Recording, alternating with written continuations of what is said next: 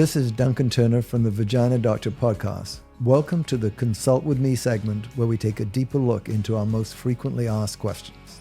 But what do I know? I'm just a vagina doctor. Good morning. How are you? I'm very well. How are you? I'm good. Great. So I wanted to talk about the Freestyle Libre blood glucose monitor. We've touched on it a little bit in other episodes, but we haven't really gone into detail about it. And you wear one, and I tried one for a little while.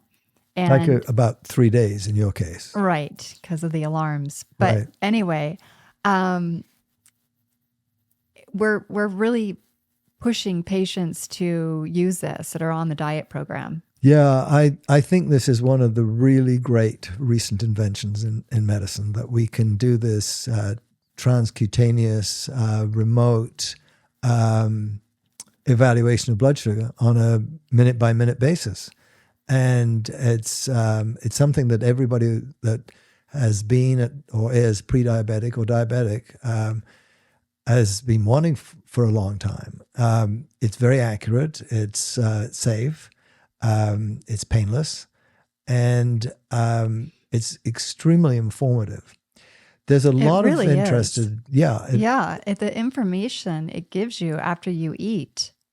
Yeah. It's staggering. It's staggering. It is. And if you're like myself, who has probably slightly pre-diabetic, I can see foods that I need to avoid. Right. And they're basically any of the high glycemic carbs in my diet. And I just need to avoid them because I will get spikes of blood sugar. I always thought that it might be bad for me to have these things. But you mean the vanilla milkshake? You have to tell the vanilla milkshake yeah, I story. did, right. When I first got my CGM, continuous glucose monitor, I had to experiment with it and see what changed it. And I thought, I haven't had a McDonald's vanilla milkshake for years. And I thought, let's just see if this is as bad as they say. Is it going to be horrible? And I did it, and it just took the roof off. What did it go to again? It went to 190. Oh my! And what's normal? What's in the normal range? To under 140. On 140. Yeah. And so that was the last time I'll have one of those. Yeah. But looking at it more sensibly, just seeing what happens first of all, when patients are interested in doing this, and it's not valuable for some people, and nobody needs to do it, or at least very few people need to do it continually unless they're diabetic and on medication for it. But if they're just really investigating this, you usually get a prescription that is 2 sensors. You have an app on your phone. The sensors each last for 14 days, and you can just you can take it off at any time, but you can't put it back on. So one application is what you need it for, what you use. And then you just sort of leave your diet where it is usually and watch what happens and see what happens when you have a glass of wine, or what happens when you have a sandwich, or what happens if you eat a salad, or what happens if you eat a salad and then you have a sandwich. It shows the differences in absorption and your insulin response to this. You don't get a number on the insulin response, you get a number of the blood sugar. And what I found interesting when I tried it for those 3 or 4 days was that when I exercised, I went really low, and then the alarms sounded. So it could tell you when is the best time to eat carbs. So for me, it's before a workout or right after a workout. Right. Which to me was great information. Yeah, if it helps you with your exercise, if you feel better doing that, that's great. Yeah, I do for sure. But if one is not as active, and you have carbs straight away, I mean, the worst things are what people eat for breakfast: orange juice, cornflakes. Yeah. They will Muffin. rocket your blood sugar, or yes, even worse, a almond croissant, which is something I've also had to take out of my diet. It just gives you information of how your body responds. Your body responded very well to all of the food that you took. Your blood sugar never went up, but your resting levels were so low that the machine, the device, was alarming. You were feeling fine, but you didn't. The other time that it happened, the alarm goes off in the middle of the night. Right. When you're asleep and it wakes you up and you feel fine. Yeah. Except you're sort of pissed off that you've now been awakened. Yeah, but sometimes I wake up not feeling fine and I go downstairs and eat something. Right. And so you learn that about yourself. You learn what was going on, that you could correlate your blood sugar with the way that you felt. Yeah. For me, it's the opposite. I just can't eat any moderately glycemic carb on its own. So it has to be, and it can't be the first thing.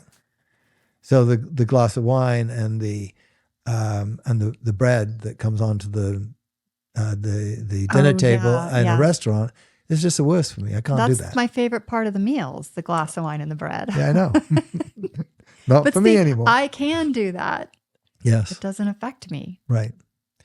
So we've incorporated this into our weight management program in the office, and just to, again, educating patients of we want to avoid these spikes. We want to avoid these spikes going over 150, and because we know that's not good for us. Yeah. And it's and then we tie it also into another really interesting feature that weight management programs have got to recently, which is intermittent fasting, which limits the number of hours during the day that you eat. And then the rest of the day, you're fasting. You're not eating anything. You may just be drinking non-caloric drinks. Yeah. Could be coffee, could be water, but no calories. And this is another, we might as well sort of extend the conversation into this of what are the benefits. Well, animal studies have shown that intermittent fasting causes them to lose weight, and as long as calories are controlled, or they lose weight better than their controls that are eating all the time. Yeah. And that seems to be working for humans as well. And it sounds really, I mean, when I thought about intermittent fasting, it was, well, let's fast for, a day a week or 2 days a week. Well, that's really difficult for me personally. But I'd much like the idea of, well, wait a minute, I'm not very hungry in the morning when I get up and I have a cup of coffee and which is black. And I go to work and I'm fine, and I can go till maybe 2:00, even 5:00 during the day without wanting to eat, without needing to eat. I know, it's weird. That's not to say that I'm not hungry. Yeah, okay. Like, I'm weird. I know. Not normal. But it's if there's food there, I can eat it. I'm hungry. Yeah, I know. But and you come home and you eat. And I come home, as soon as I get home, I have something that's not going to be high glycemic value. And then that's really just shortly before dinner, because I'm now home and food's there and I'm sort of ready to eat. We have dinner, and we're usually done by 8:00. And so if I've started eating at 5, then I've been fasting for 21 hours. That's extreme. Okay, it works for me, but I think most of the evidence indicates that this eating window should be 8 hours or less. Yeah. And maybe 6 is optimal. But nobody has to do it as obsessively as me. No. I mean, I have a hard time with the intermittent fasting because I get hungry, but I did add something to my morning, and that's a teaspoon of olive oil. Oh, okay. Because you can do that when you're fasting, and it's that little bit of fat that makes it easier to go. I only do, I think, I don't know, 16 hours. Wait, Mhm. 12. Yeah, 16 hours. Yeah, that's perfect. You're doing beautifully. So that's helped me get through that after I wake up in the morning to make it to the 16 hours.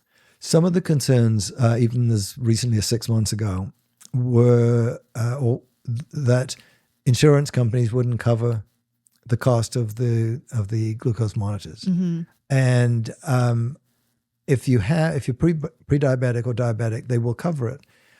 And you can try to get pre-authorization if somebody's overweight and they're in a weight management program.